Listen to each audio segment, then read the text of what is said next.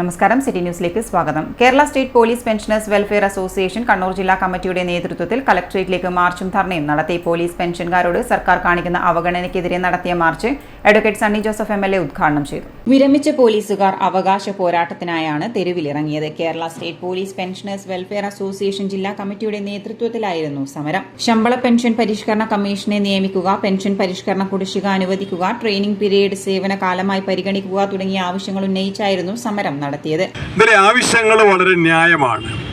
ഒരു ജീവിതത്തിന്റെ പ്രസരിപ്പുള്ള യൗവനകാലം മുഴുവൻ രാജ്യത്തിന് വേണ്ടി, സംസ്ഥാനത്തിന് വേണ്ടി പോലീസ് സേനയിൽ സമർപ്പിച്ച് ജീവിതം മുന്നോട്ട് കൊണ്ടുപോയ ആളുകൾ ആ സർവീസിൽ നിന്ന് വിരമിച്ചു കഴിഞ്ഞാൽ അവർക്കാവശ്യമായ ആനുകൂല്യങ്ങൾ, പെൻഷൻ ഉൾപ്പെടെയുള്ള ആനുകൂല്യങ്ങൾ നൽകേണ്ടത് സർക്കാരിൻ്റെ കടമയാണ്.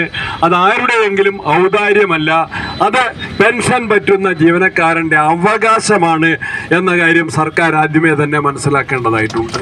അസോസിയേഷൻ ജില്ലാ പ്രസിഡന്റ് A. ജയരാജൻ അധ്യക്ഷത വഹിച്ചു. Muyyam Raghavan, PC Varghese, VK Narayanan, P. ബാലൻ, P. Govindan, E. Sugunan, TP Unnikrishnan, TP Premarajan എന്നിവർ സംസാരിച്ചു. അസോസിയേഷൻ ജില്ലാ സെക്രട്ടറി MG ജോസഫ് സ്വാഗതവും ജില്ലാ ജോയിന്റ് സെക്രട്ടറി ദിലീഷ് ബാലക്കണ്ടി നന്ദിയും പറഞ്ഞു.